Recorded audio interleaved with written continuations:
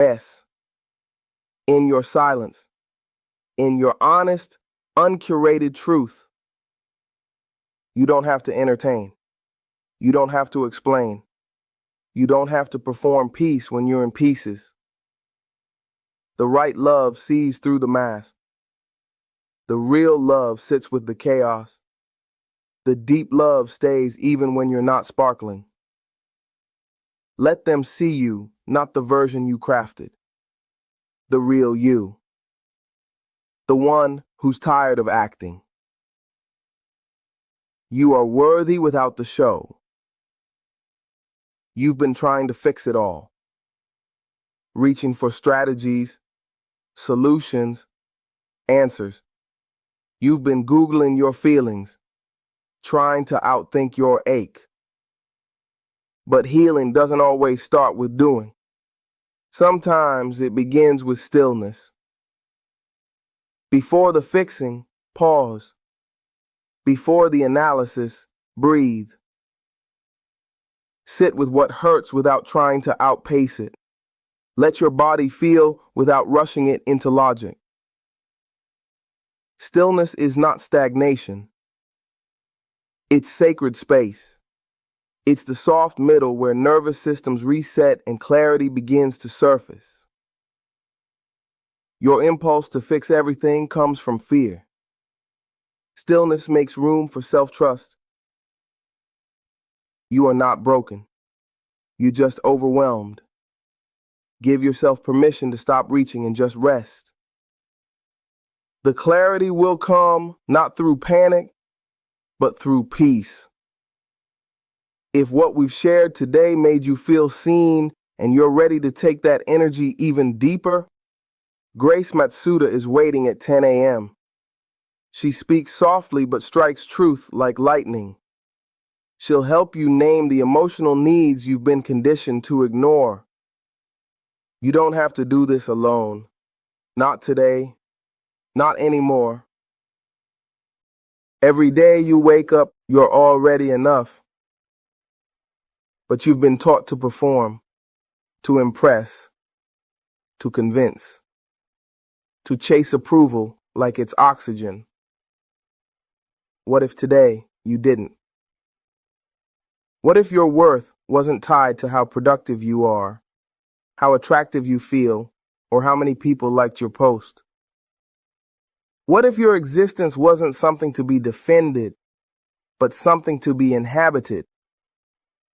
You don't have to earn peace. You don't have to prove your humanity. The pressure to perform is not your identity. It's just a costume you were handed. You can take it off, and beneath it, you're still standing, still whole, still deserving of love. You told them you were okay. You said yes when you meant no. You smiled when you wanted to scream. But today, you can change that. You are not bound by the you from yesterday.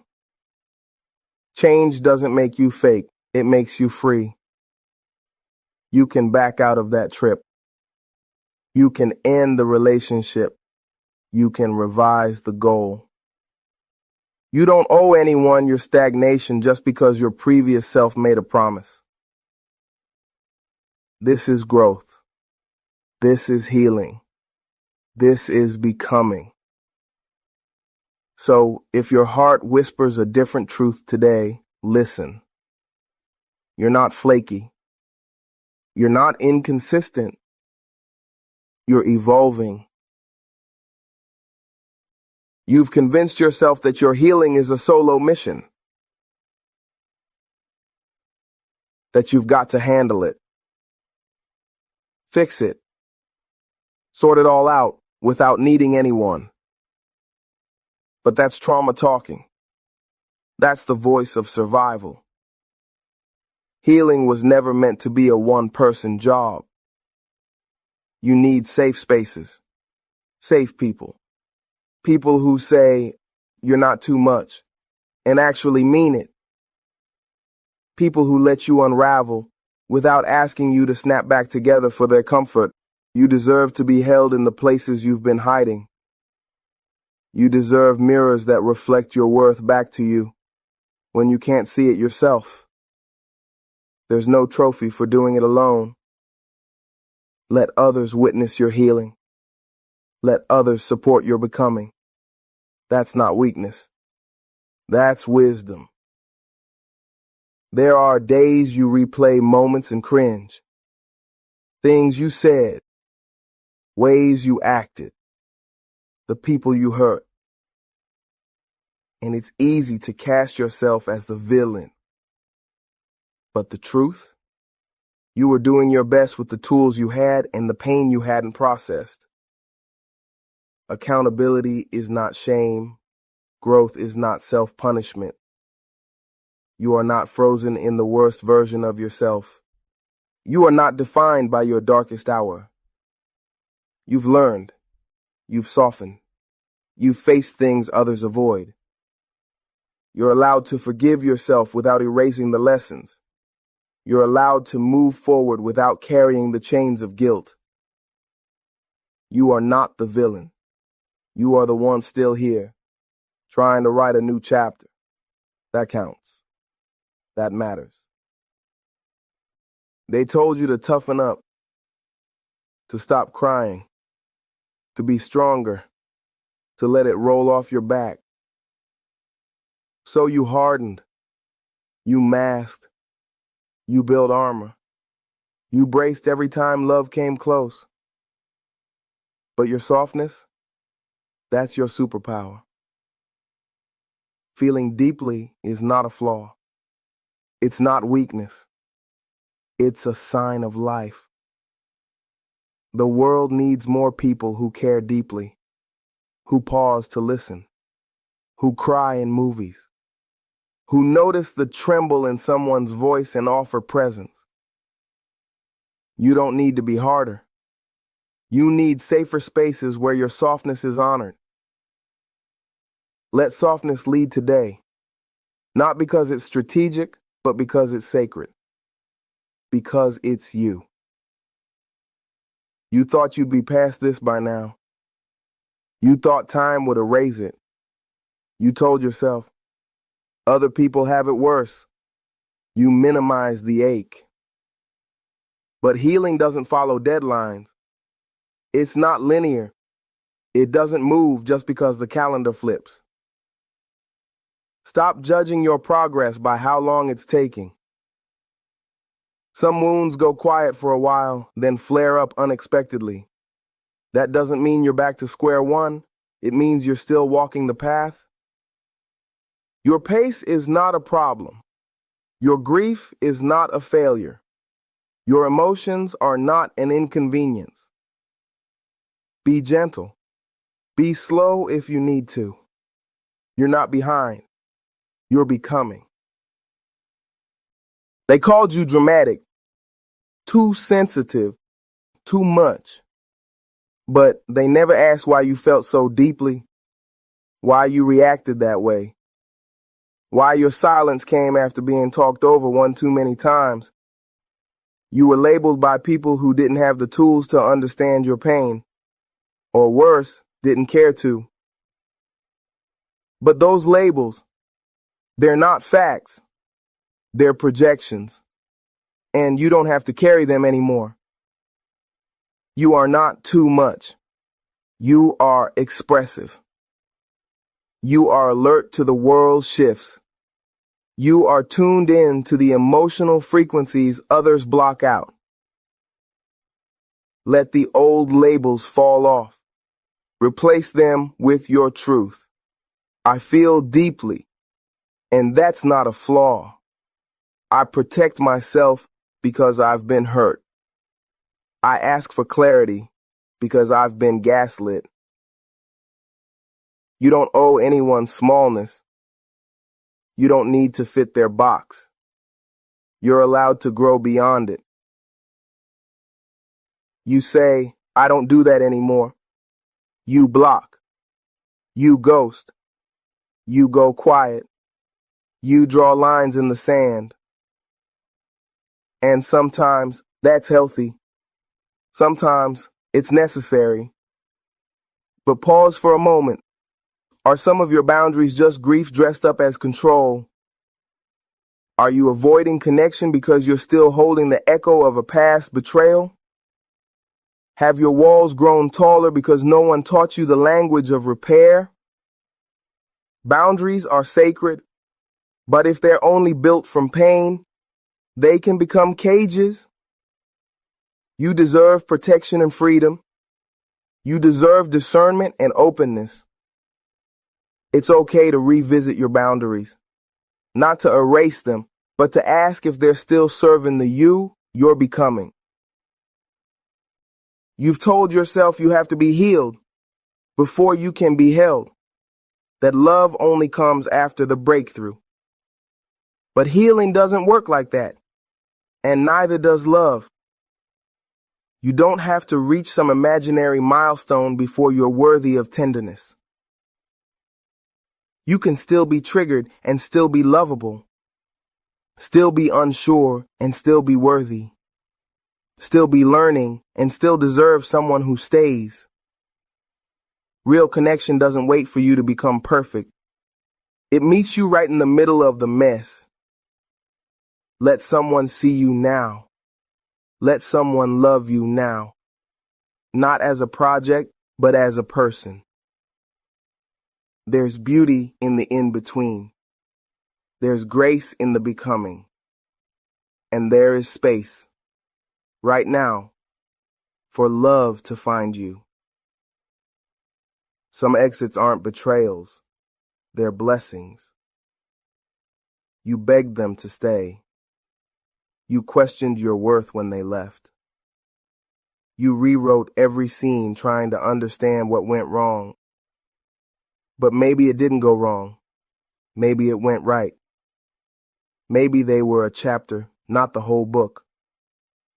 Some people are assignments, not soulmates.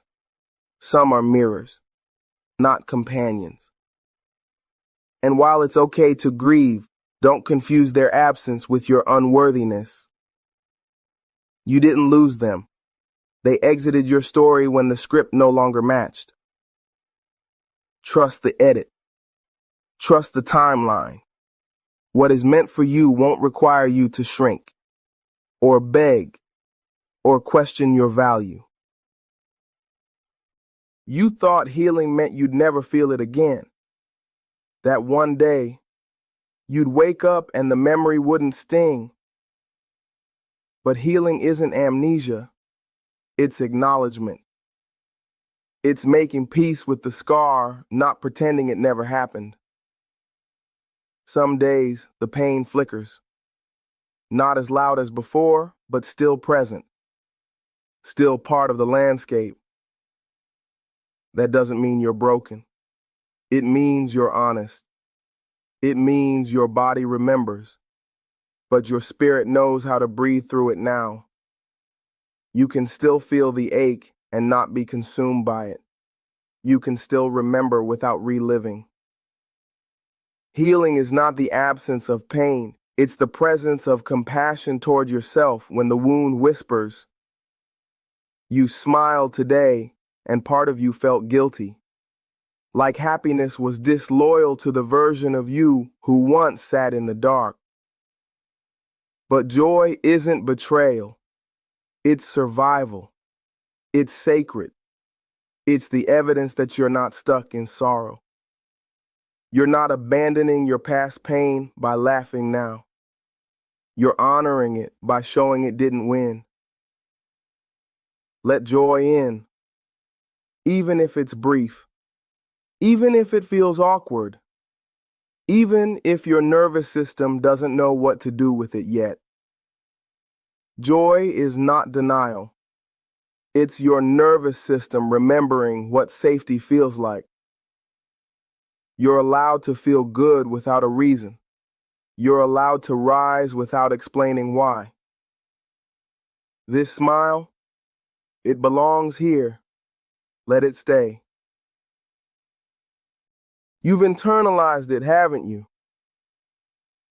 The idea that you're too much, too emotional, too complicated, too damaged.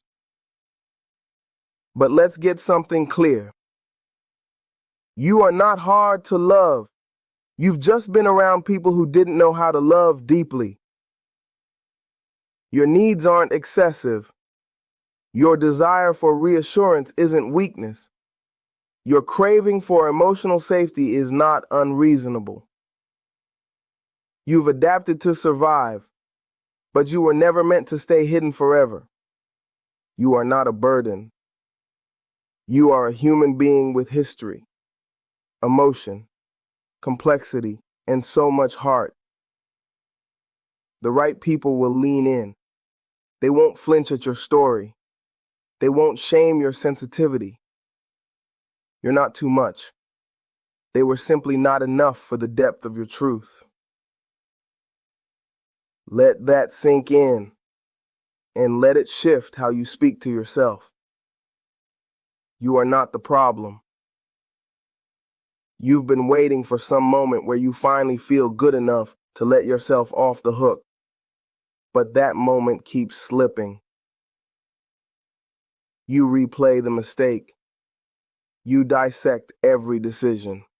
You punish yourself with silence, with guilt, with perfectionism.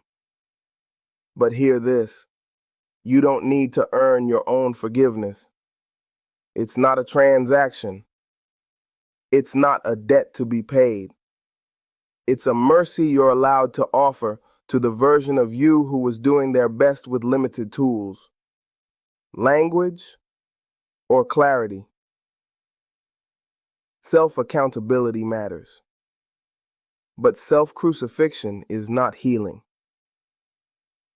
What would it look like to say to yourself, I get it. I see why you did that. I still love you. You're not excusing it. You're understanding it. And that understanding might be the key to finally letting go. It's confusing, isn't it? How someone who once felt like your safe place can now feel like a ghost you're trying to unlearn. They were your comfort, your constant, maybe even your first real love or friendship. But here's the thing, growth changes the coordinates of home. What used to feel safe might now feel constricting. What used to feel familiar might now feel false. That's not betrayal. That's evolution. You don't owe permanence to people who were only meant to walk with you for a season. Love them for what they were, but don't shrink to fit an outdated version of yourself just to keep them comfortable. Some homes become too small for the person you're becoming. It's okay to leave even if you once prayed to stay. You thought by now you'd have it all figured out. You made plans. You gave it everything.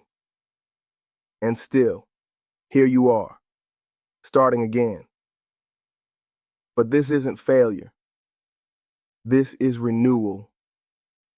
This is you choosing alignment over autopilot. Starting over doesn't mean you got it wrong. It means you outgrew what no longer fits. It means you were honest enough to pivot. You're not late. You're not behind. You're brave. You're aware. You're willing to begin again rather than pretend it's all okay. Honor the restart. Celebrate the reset. This version of you, the one who chooses again, is stronger than the one who never questioned anything. Fresh starts don't erase your story. They expand it. You're gentle, empathic. You lead with your heart. And somewhere along the way, that became permission for people to cross your lines. But being soft doesn't mean being silent. Being kind doesn't mean being compliant. You're allowed to have edges. You're allowed to say no. You're allowed to walk away from what disturbs your peace, even if your voice shakes. Boundaries aren't walls. They're doors with locks. You choose who enters. You choose what stays. You don't have to explain it all. You don't have to apologize for protecting your energy. Your tenderness is a strength, and so is your ability to guard it. So let them call you difficult. Let them call you selfish. You know what you're preserving. You know you're reclaiming your softness as sacred, not disposable. You've been quiet for so long. Maybe you thought silence was the safest way to heal. But what if your voice is part of your medicine? What if speaking is how you reclaim your story? You've endured. You've made it through things others don't even believe when you say it out loud. That survival? It deserves volume. Not for pity, not for validation, but because your testimony can set someone else free. Be loud about your scars, not for attention, but for liberation. You don't have to whisper what you walked through. You can declare it. You can say, I lived, and I'm still here. Your story isn't shameful. It's sacred. Speak it. You've been performing love like a script, smiling when you're aching, saying yes when you want to scream no, anticipating everyone's needs while swallowing your own.